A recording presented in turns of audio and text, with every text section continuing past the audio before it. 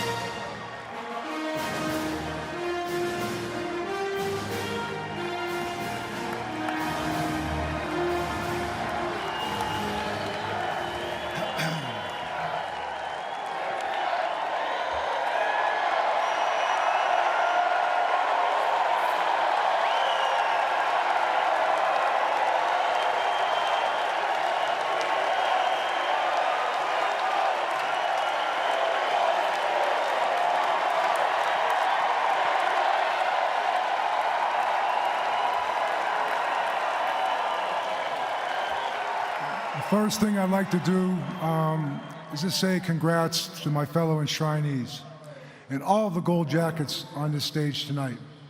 It's an honor to go in with each and every one of you. Your individual careers and journeys are remarkable and inspiring. But what a weekend for the Pittsburgh Steelers.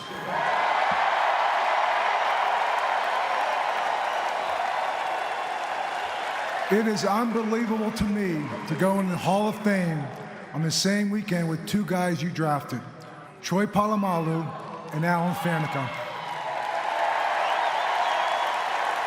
Also, Donnie Shell and the late, great Bill Nunn. But the Pittsburgh Steelers on this stage, the Gold Jackets on this stage, you guys set the standard and created the culture. And it's our job to keep it going. So I guess being last to speak has its benefits. You're not infringing on the next guy if you go too long. And if the music starts to play, if I do go long, it won't bother me. I'm used to talking while music is playing. My wife is a musician. And for those of you still here, thank you for staying.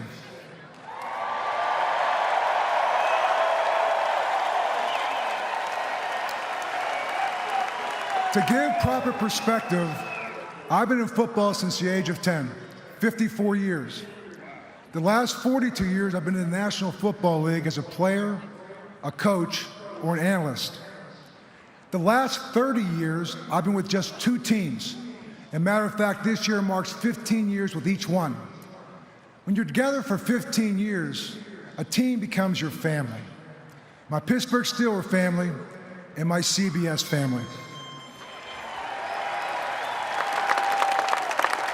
Thank you, Sean McManus and David Burson, and all my CBS colleagues who are out here tonight. CBS and Pittsburgh are very similar. It's all about the culture and the people. For 30 years, it's been a blessing to call work your home away from home. Thank you. How do you put in such little time the impact that others have had on this journey? I'm going to attempt to do this by the pockets of people I've surrounded myself with. Number one, my friends. My friends from Carleton High School to North Carolina, to Pittsburgh, and to New York. I've always preached that it's important to surround yourself with good people. People are with you for who you are as a person, not what you do. Thank you for your unconditional friendship. Thank you, guys. Secondly, I talk about the players. It's all the guys I played with from Pop Warner Football in Crafton, Pennsylvania, to Carleton High School, to my NC State crew that's out here, to the Cleveland Browns, and to the Philadelphia Eagles. No, don't go there. I got two kids that were born in Cleveland. You know, playing football is about camaraderie and having each other's back. It's all about building relationships and friendships through the workouts, the practices, the games, and all the time that we spend together. Thank you, guys. The players who played for me as a coach, from the Cleveland Browns to the Kansas City Chiefs and to the Pittsburgh Steelers.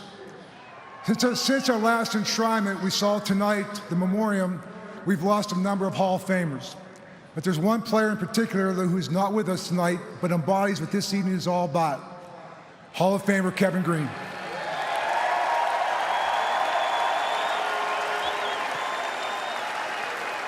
Tara Greene is with us tonight. Tara, he was a special man who I had the privilege of coaching. He embraced life, and his passion was exuded in everything that he did. He's with us in spirit tonight. But the game is about the players. For all you guys that played for me, I want to thank you for all your sacrifice, commitment, and trust. You know, as a coach, you ask people to trust. And what is trust? Trust is something as a coach you have to earn. Trust is unconditional, but trust can be powerful. To each and every one of you, in whatever role you played, I want you to know it never went unappreciated. You are a reflection of our culture.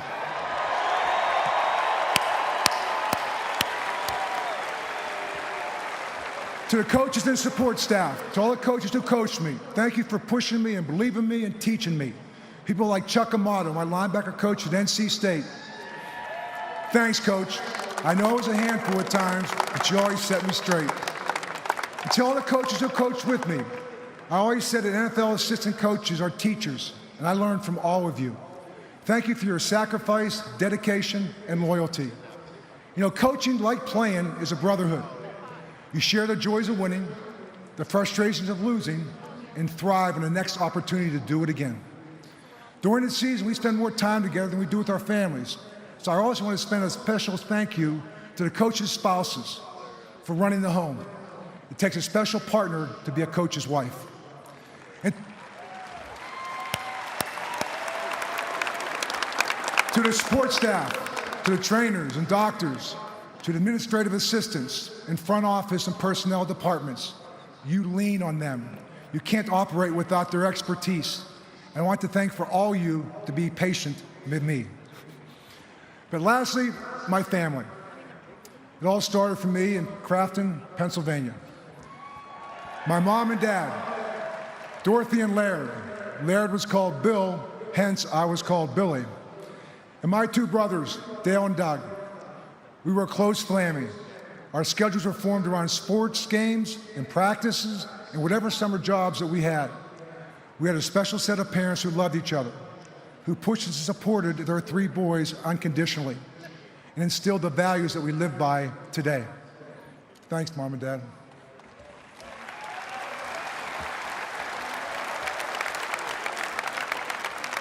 To my late wife, Kay, and our three daughters, Megan, Lauren, and Lindsay. We were a very insulated family. Kay was the rock. She was a great partner. And you three girls gave me the balance and perspective and drive to succeed. I just want to make you proud to say that I was your father. I love you guys and the woman you have become.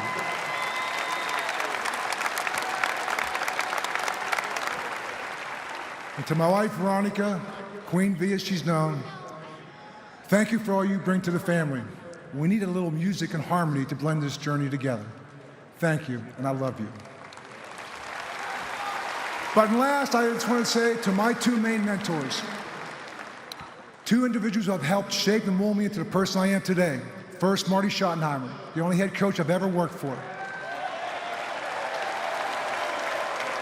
He taught me how to play into coach when I had never coached before. He gave me the opportunity to be a defensive coordinator when I had never done it before.